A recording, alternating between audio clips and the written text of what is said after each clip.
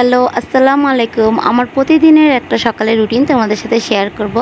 সকাল 8:54 বাজে আজকে আমি উঠেছি। ফ্রেশ হয়ে মেয়ের বাবার জন্য নাস্তা বানাবো।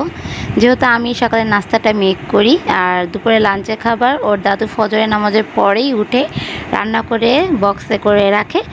সে আর উঠে আমি কি কাজ, আমার তো নাস্তা বানানো কাজ, সবার জন্য নাস্তা বানাবো। তাও আমি আটাটা গুলে নিলাম ভালোভাবে, তারপর তাওয়াটা বসিয়ে রুটিগুলো আমি বেলে নেব। তো আমি যেহেতু ওয়েট লসের জন্য আর কি করছি, যেহেতু আমার রুটি, মেহেরের জন্য রুটি, মেহের বাবার জন্য পরোটা, মেহের দাদুও রুটি খাবে।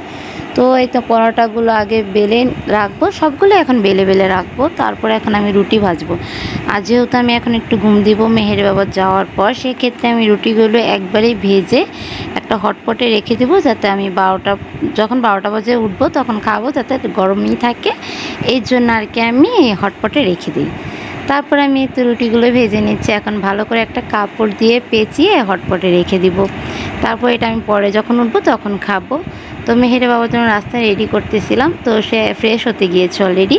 ফ্রেশ হয়ে এসে নাস্তা খাবে। তারপরে এই তো তার ফেভারিট খাবার গরুর কলিজি ফ্যাপটা, যেটা বলে আর কি, আমাদের এটা খুবই পছন্দ সেটা। তারপরে আমি ভিনেগারের পানি দিয়ে দিলাম, আমার ওয়েট লসের যেটা খাবার। তারপর ঘরটা ঝাড়ু দিয়ে দিব। ঘরটা ঝাড়ু দেওয়া হচ্ছে আমাদের মূলত কাজ। সকালে পুরুষ মানুষ বের হওয়ার আগে ঘর ঝাড়ু দিতে হয়। তারপর ভিনেগার যেটা সেটা খেয়ে নিব। খেয়ে নেওয়ার পর মেহের বাবা ফ্রেশ হয়ে চলে আসছে। তারপরে এখন মেহের বাবাকে দিব নাস্তা। সে নাস্তা অনেক তাড়াতাড়ি খাবে, মানে খেয়ে চলে যাবে। এই তো তার নাস্তা খাওয়া শেষ। এখন সে বাইক বের করছে, অলরেডি সে চলে যাবে। আমি তাকে হেল্প করছিলাম, হেলমেট তারপর বক্স ধরে রেখেছিলাম। তাই তো বাইক বের করে শেষ, এখন সে চলে যাবে। এটা ছিল আমার পার্ট 1 এর ব্লগ। নেক্সট পার্ট 2তে দিব। আল্লাহ হাফেজ।